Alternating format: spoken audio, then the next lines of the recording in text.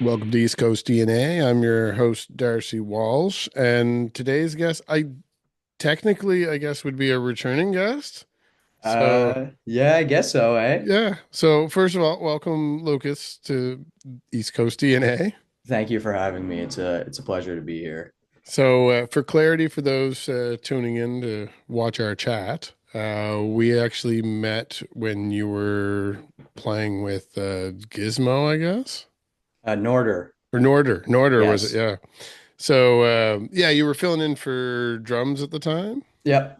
Yeah, and we had Declan on here just not too long ago. Actually, he's gonna take a little bit in a different direction there, but at the same time, you have your own project, Cherry Plaza.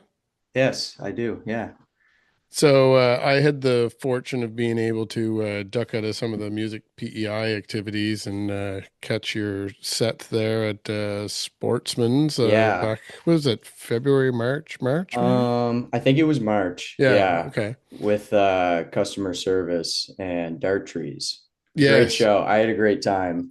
Oh yeah. I know there was definitely a good crowd out there. It seemed like the vibe was definitely set. There was Yeah. the audience that was there was definitely into what was happening. You had some great bands for the lineup for the night and Yeah. It was few good. familiar faces. It was my first time actually playing with customer service. They were around before on the island, but I did sound for that Yes. show, so I had met them before. Anyway, Oh, it's nice okay. to Cool. play with them, and yeah, it was my first time meeting Dartrees too. So all Cool. great guys. Happy to share the stage with them. So let's dig in a little bit. Like you obviously outside of Cherry Plaza, keep yourself involved in the music scene itself. So where are your origins? Like, did you like you mentioned sound? Yeah, I met you as a drummer, as we mentioned from the. I guess it yeah, would be in the Sommo interviews if anybody wanted to go out and look for that. yeah. But then you're also leading this other project. So where was your starting point as far as working with and around music? I started when I was in high school, 2019. My first band I was in was the Darvel. If you're Yeah, familiar with them, yeah, yeah, yeah. I was in the original Darvel lineup. Cool. So I played with them up until the summer of 2022. I think was my last gig. So I've been playing around the scene for years now, and yeah, like slowly I've been trying to also like get myself into like doing sound and stuff just so I can meet other bands and meet people like yourself too. Yeah, So your yeah, network's growing, obviously. I'm trying, yeah. But yeah, no, I started playing drums for the Darvel when I was in high school, and Cool. yeah. Well, what led to leaving that band? Is there just the different schedules or? I was playing in another project at the time. Actually, I was playing in with two other projects at the time, and I wanted something different to Sure. do. Uh, Honestly, if I'm being honest, I regret my decision to leave because great band, great guys. So yeah, but I mean, we all make mistakes, and time time heals itself. And I mean, I wouldn't be doing what I'm doing today without it. So I'm Yeah, very there you happy go. for what we did in the time frame that we did it. And so your first EP, Yeah. was that something that you launched before you did any live performances as Cherry Plaza? No, I basically like I played my first show last July, so Okay. a year ago in July, and I actually played on a bill with the Darvel. It was pretty nice to have that full circle moment. Yeah. So it was pretty cool. But at that time, I wasn't really sure what was going to happen, and I had a handful of songs written, and I had a few songs that we had learned as well to cover, and the reception was really good. So my thought process was, all right, let's just get music out. So I quickly, not quickly, but as quickly and as how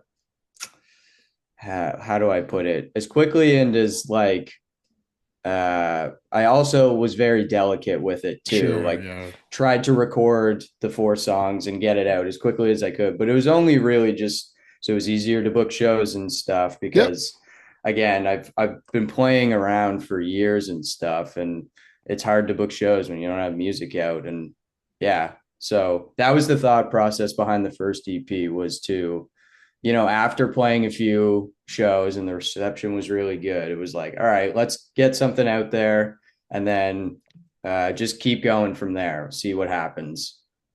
And now, as far as the sound, it's a little different than what you would have been doing with the Darvel, and Yeah. it's a little different than what you were doing with, well, actually, with Norter. So, I mean, Yes. it's a Yeah. little different than what I know of you from elsewhere.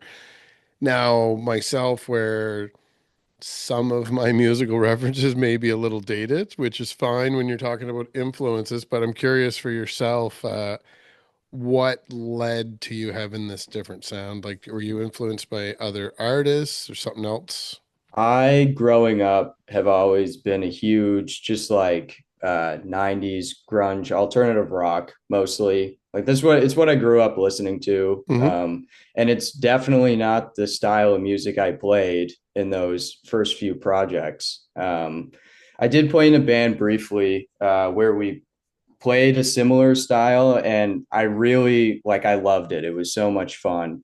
And after doing that and I was just like getting the thing going, and I was like, all right, well, let me try and do something that I've always wanted to do. I've been writing songs since I was a child. So um, yeah, I just was like, I just want to do something that I really want to do. That was basically it. A lot of the influences, again, 90s alternative rock, but I got really hooked on like the West Coast Hmm. alternative rock scene. There's a lot of really good bands that have come up out of there. More specifically, a group called like Happy Diving. Okay. They're based out of San Francisco. There's another group called Weed. They were based out of Vancouver, but now he has a project called Hotline TNT. Uh, Also another big influence. But yeah, like just West Coast uh, indie rock, I'll say alternative rock. Yeah, I think I might have even mentioned it to you that night when I saw you perform, that the vibes that I'm getting kind of lean back to another band from that era actually would be Helmet or the Yes, yes, like Page Hamilton. yeah, So I definitely, especially the reason that I say Page specifically from the band is because of the way that you're playing guitar and just kind of I don't want a negative connotation with the word noise. So it depends on what scene you're coming from when you hear that no, riff. But I, uh, I take it as a compliment. So yeah, it's a version of soundscapes that are kind of overlaid in with the sound of the songs themselves. yeah, Now, vocally, it's a little bit of a departure from there, but I'm curious now. Might as well dig right into it because one of the reasons, besides the fact that we're recently acquainted, one of the reasons you wanted to come on is to announce some new content that's coming. yeah, So, with the maturity of your own sound in the short time frame since your first EP, hmm, as you just alluded to, it was kind of the first one was to kind of have a calling card to say, like, this is what I'm doing. So you could get out there. Now you're out there. yeah, So I know anybody that's been on the show where we've talked about live performances versus recording, they kind of both affect each other in one way or another. yeah. So going into the new recording, did you have anything specific that you wanted to try differently? Um, No, there was nothing really that I wanted to do differently. It was more this time, it was like, all right, let me take more time. Let me be really delicate with it. And it like the new EP was recorded over um 3 or 4 months, where Okay. versus the last EP was recorded in 2 days. Hmm. So Yeah, this time it was less of like, yeah, I didn't want to do anything differently, but I just wanted to make sure I was doing everything right this Sure. time. Yeah. And in that process, 3 or 4 month period, do you have other players that are working on this with you that you also take out with you to perform the songs live? For the writing process, no. Hmm. It's all just me. For the live performances, I do like I've had the same few guys playing now for a while, with the exception of a couple rotations, just like in basis.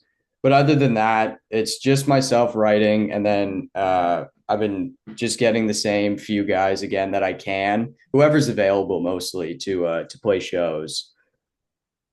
And what are future plans looking like? I want to dig into a little bit into that album, but Yeah, support for the album, do you have tour dates lined up already, or is I it to be honestly, announced? honestly, the summer is busy enough just because a lot of the other guys have their own projects. Hmm. So I was like, I told them beforehand that like we're gonna keep the summer pretty chill, but the winter time I've been planning some off island stuff. I don't have anything to announce right now, but the summer there's three shows on the island. There's one coming up on June 1st, and then there's two more in August, and then that's it. Like we're just keeping it Okay, pretty chill. I'm gonna let it kind of sit with everybody, and then in the winter time we're gonna be hitting the road. So amazing. yeah. So yeah, let's get into it then. You have an advanced single that's still a little bit out. I mean, we're recording this early, so by the time people are Yeah. watching this, it's probably just around the corner. Yeah. So tell us a little bit about the lead single. The single is called Too Heavy. It's easily my most personal song to date. And that's a lot of my writing style too. Like a lot of the Darvel tunes I wrote a lot of the lyrics for on that first record. And yeah, I write a lot of personal tunes. Some kind of more obvious than others, but this one is definitely my most personal to date. And I hold it really near and dear just because it is a little different to the Cherry Plaza sound, but it still, has that like same like noisy kind of element to it. That's really it. It's a little softer than I think Hmm. people will expect to start out, but it definitely still has that driving feeling that I want to bring home. And it's I'll say the singing is just like I don't know where the singing came from, but I'm actually singing on it. So I don't know. Just this one felt really special more than anything. I'm really interested in digging in and hearing what you've done different vocally and seeing if I can pick out any differences in the maturity of you with the guitar and stuff as Yeah. well. Now, we did mention it's the lead single, but I believe I also read that you're releasing it kind of like as a double, like you have a Yeah, side B I type deal. do. There is Yeah, a B side, which is the first ever Cherry Plaza song written, and at the time that we're recording this, it would have been about a year ago today that I cool. wrote, recorded, almost released this song too. But I couldn't at the time. It just didn't feel right. Hmm.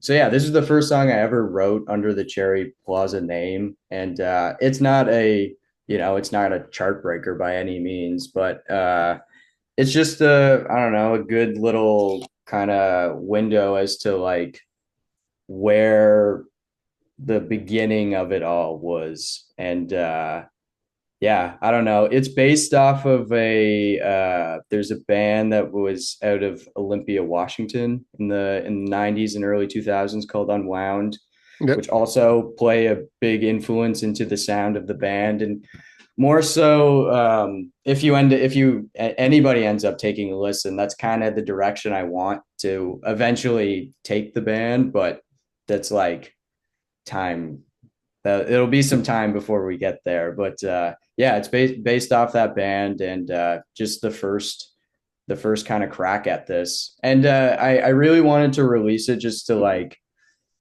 have something else to listen to, but also just like, you don't write a perfect song every time.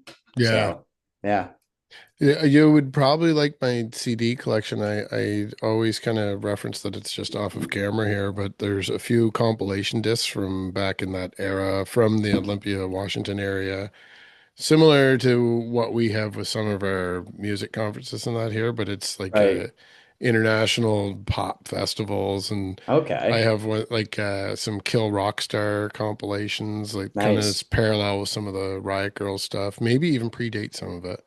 That's But cool. yeah, the compilations are probably bands that would be in and around your age in the same development process with their bands, but all from that era in like early 90s. So Oh, that's sick. yeah, You'll have to send me a link that's what I was if gonna say. there's, If I get a chance to dig through the CDs and pull a few of those, I'll send you a message so you can yeah, dig some of those online. that's cool. So yeah, obviously there's a few things that harken back to my earlier days of music listening as far as your style and sound that you're putting out there. And I do like the B-side thing. There's a few bands that have been doing that lately. I don't know how widespread of a trend it is. Obviously, anybody that follows physical media, the side A, side B, takes you back to Yeah. like records and cassettes and whatnot. I just had We Should Have Been Plumbers on here, and when we were talking about their single release, that's the same kind of idea. They have a side A, Hmm. side B. Cool. When I was talking to them about that, I feel like I manifested them releasing it in a 45 because they had the initial print right there to show me while we Oh, were talking. really? So they say that that was just late breaking news during the recording. So I just thought I'd bring it up and see if by some Cool. chance all of a sudden you pull a 45 out and tell I me, don't, yeah, I okay, don't, I don't have any physical media at the moment. I am hoping to get CDs done, cool. and I've been talking to somebody, and we might do a compilation where it's like both EPs on one disc. That'd be cool. So something like that might be coming in the future, but yeah, at the moment I don't have any physical media, which I should really get on top of. Yeah, there's definitely a couple of your peers over there in PEI have done a couple interesting things as well. Yeah, So I'm sure your head is full of ideas and options. It's just a matter of sitting down and financing yeah, one of them moving forward. So exactly. Yeah, yeah, yeah, that's the problem down here on the East Coast. We are all very talented down here. There's lots of opportunities down here, but don't always have the funding to right out of the gate. So we're going to be a little yeah, bit strategic with some of those things. yep. Now, if people wanted to support the effort, I know that live performances we had referenced. So I do suggest anyone that's thinking of going to something like that, if there's an option to buy tickets in advance, you always do so. Do you have the songs being released like somewhere like Bandcamp so that people can contribute that way? I do. Yeah, actually, the everything is up on Bandcamp Perfect. per release dates too. So yeah, if you want, Amazing. if you feel like supporting, go head over to the Bandcamp and do that. But honestly, Darcy, this is all just for fun and mostly Hmm. just for me to be able to stay in the music scene. Yeah, no, I love it. I definitely can relate to that as well. I think people are aware of some of the things that I've contributed out there over the last little bit too. So definitely like-minded, and I'm sure I'm going to see you out there plenty of Yeah. times in the future. Oh Uh, yeah. where should people follow the band online if they want to keep up to date in case there's new dates or new songs being released? Instagram would be the best place, and Facebook too, just because it's Hmm. all meta connected and stuff. Yeah, But the Instagram, if you're gonna choose one, perfect. yeah, Now, I definitely want you to keep in touch, and especially when you get ready towards the fall winter time frame and you have some dates to announce, yeah, and especially if you end up over in Nova Scotia, because I've been around all of the East Coast provinces this year. I used to say most, but I've actually did the full circuit already this year. So nice. it's been great, but I expect come we're just starting to get the warm weather, Oh man, it's beautiful here but today. yeah, the cold weather might slow me back down again. So Yeah, I'm looking forward to a lot of adventures this summer. yeah, But definitely let me know if you're heading my way I come will. fall Yeah. winter. Yeah, for sure. Did you end up in Newfoundland at any point? Yeah, we actually managed to get over for the ECMAs. Oh, So nice. Okay. spent a week over there in St. John's, which was wonderful experience. Sweet. Then actually just coming back from that as part of the Sommo pop-ups. Funny enough, Gizmo was one of the bands that was at that Oh, one. yes. So Yeah. that's where that's coming from. 'Cause they also had a drummer change up, which will be a subject of a future episode, I'm sure. If it's not an official change, I will be bringing it back up because I found it really interesting. They had Will from Green Eyes Witch Hands Yeah. actually fill in for the weekend, so Right I'm on. curious to see where that's going. Mm. So that gave me a couple New Brunswick dates there, and then a few extra Nova Scotia ones. And then coming out of that, we actually, as you know, I was just over in your neck of the woods for a little Yeah. PEI jaunt as well. So definitely getting my kilometers in this year. So That's I'm good. sure people will see me again. I do have two or three tentative trips to Prince Edward Island again. So Okay. I'll let you know if I'm lurking around in your neighborhood. Yes. Yeah. Let me know. And I do want to ask you another thing, and this kind of relates to the fact that when I was at the Music PEI week, I had a great time and I met a lot of great artists. And I find that Mm. that whole music scene is very close knit. But I also know from traveling around to all the different communities, as I mentioned, I've hit all the provinces this year. Yeah. I've been able to, similar to yourself, develop my own little network out there. And just from the outside, there's always, whenever there's a big group, even if it's a close group, there's always a few people on just the outskirts of it. Or Mm. there's things, especially at these conferences, where there's usually like a no case in town. Right. So, for people that don't have any idea what I'm talking about, the music conferences that lead up to award shows have showcases, which people are basically presenting. This is the best version of my live performance. Please hire me in the future. And it's a great celebration for everybody, but not everybody can always play with the same toys at the exact same time. So usually a venue or two will have some other shows in town at the same time, and we all jokingly call them no cases. So wasn't officially anything that you guys were doing there, but in the same night as the awards, there was an after party that I skipped out on to catch you guys over at Sportsman's, and you did have a few other bands there. Mm. And I did happen to know them, which was more of a coincidence than anything. Dart Trees was new. Yeah. Uh, but I'm curious for since you have your fingers into a slightly different network than I do, Yeah. is there any other, like you mentioned the Darville too. Now I'm aware of who they are from researching, Right. but I haven't, like in the early days of the podcast, I was specifically looking for bands from PEI to see what was out there. And Right. I'd find a band like that pretty quick because you Okay. had a social media presence and you were actually performing at the time. Yeah. So easy enough. Maybe you might have even had a shoebox stop at one point. We did. We played at the Yeah. shoebox. Yeah. Yeah. So that's only like 5 minutes from my apartment. So, Oh, wow. yeah, definitely was aware that you were around at some point. Okay. I was probably in Halifax that day, but so with your network that you have now and the fact that you have a lot of peers that are out there on the scene, I'm curious if there's any other bands. Now, I don't expect you to know who I already know, Mm. but if there's any other bands that you'd like to give a quick shout out to that maybe I haven't featured on the show before or somebody I maybe am not aware of yet. Any new up and coming bands?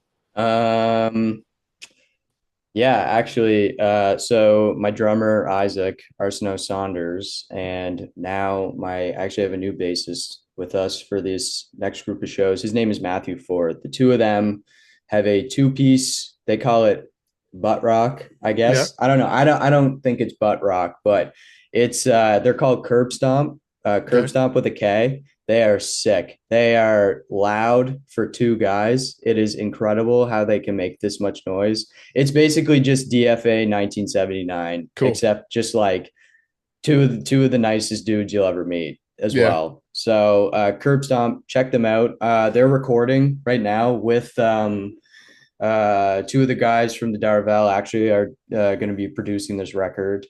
So yeah, check them out if you can. And Antarctica is another cool band, art rock kind of band, almost like the Smile Cool. You know, the Smile, and that consists of Lucas McCormick, Drew Casabo, Darvel guys, and then Josh Langell plays guitar, Cool. excuse me, and Will Morrison plays drums in that.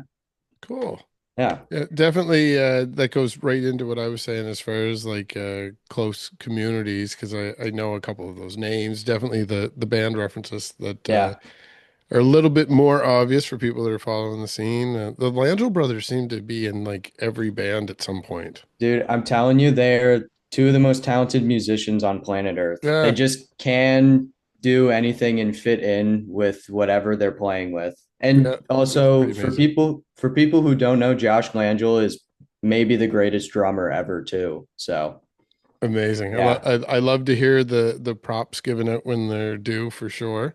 yeah, So now the album dates, let's get into that so people know. yeah. So the single's out in June, which is June 9th, Too Heavy slash Unwound comes out. It'll be available on every streaming platform. And then the EP will follow that up on July 7th. So you have about a month in between to indulge and before the EP drops. And it's just it's another 4-track EP, keeping it the same, but you know, little more mature, little more, I don't know, a little different.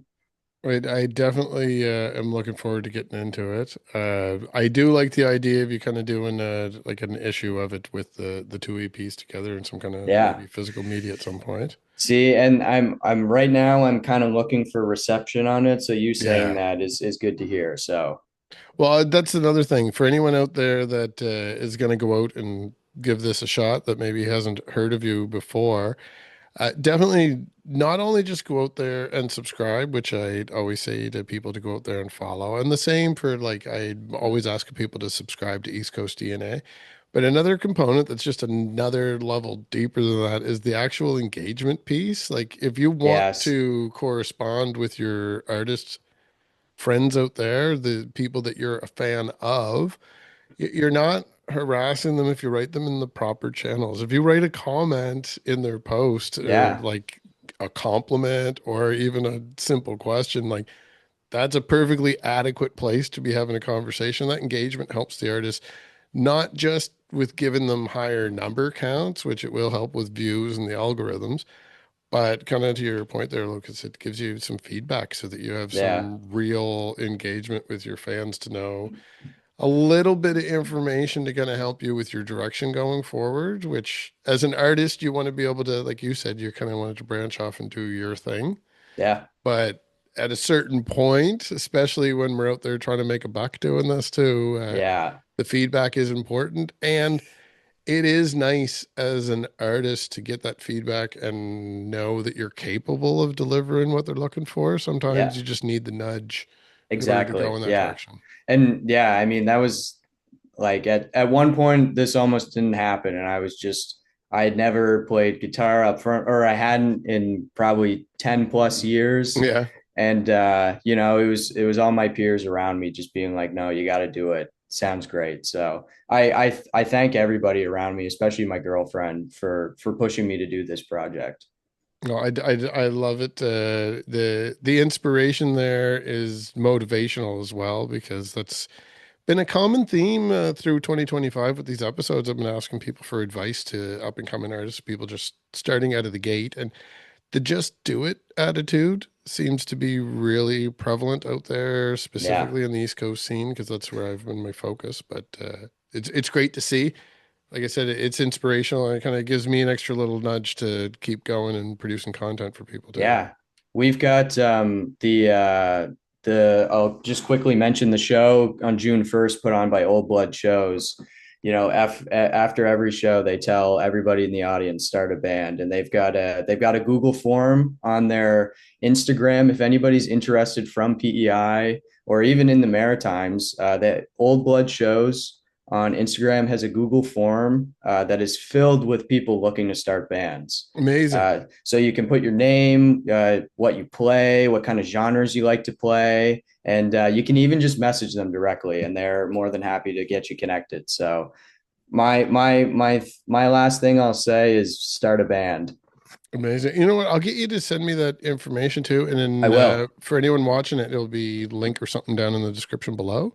I will Because definitely do that. definitely have people that reach out looking for artists that can do something to help them with their projects. So I'm sure there's a lot of people I'll be sending that way. So there's probably even more people that are watching these episodes that would like to Good. click on it too. Awesome. So yeah, thank you again for your time and being persistent and getting this done because I know we had a Oh, couple start stops I too. I am so sorry too about not being able to meet you in PEI. I had was trying all week to get better and I just couldn't. Yeah, So no, it's 100% understandable. I had my own things since then, so I'm glad we got this done. But me too. as I mentioned, I will be over there again this year. So even if we don't sit down to record, let's make a point to get together for a chat at some point. I'd love to. Great. Well, thanks again. And for anyone that's watching this, I do have some live content that you're not even aware of that's tucked away on an SD card, but I don't know if I'm going to get to it in time. So Oh, I'll from the talk. show. Yeah, I'll talk to you Okay, about okay. that when I get a chance to go through it. So Okay. anyone watching this on YouTube, there's a playlist called Live Shots. That's all live performances that I've captured. So that's on my YouTube channel. Keep an eye there and look to see if Cherry Plaza shows up because I suspect we might be able to pull a little project out here in the next month or so. In the Sweet. meantime, I know that the single's not quite out yet. Is there something maybe from the first EP that you want to play off with? Yeah, honestly, we dropped me and my buddy Matt G. Shout out Matt G. He is my guy. We put out a video for Deserving of, and it's awesome. He killed it, and we put it together in like the idea for it in like 10 minutes, and then recorded it in like one day. So, Amazing. yeah, let's do that one. Deserving of. Perfect. All right. And so, anyone out there that's following along, stay around for the musical treat. And as I mentioned, make sure that you subscribe to both of our channels. There's probably lots of information down in the description below here. And I'm going to see everybody else again very soon. And Lucas, I'll be coming your way. So we'll definitely catch up again really soon. I'm looking forward to the next time we meet. Great. Thanks. And see everyone later. Bye. Yes, thank you.